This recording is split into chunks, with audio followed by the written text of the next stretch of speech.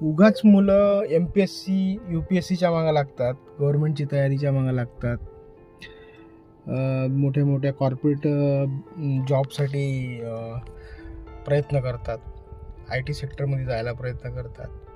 पण माझं असं मत आहे, एवढं काही केल्यापेक्षा 10-15 वर्ष घातल्यापेक्षा आमदार खासदार बनायला कधीही पडेल.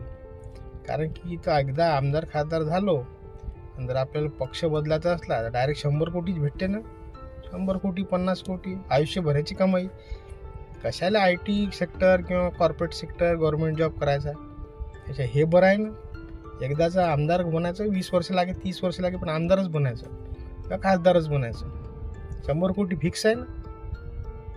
काय करा बाबा, हे एवढे पैशाची बोलतात गोष्टी, खरंच असन का काय मग देव जाणे. पाहता असं असन तर हेच करायला परवडते.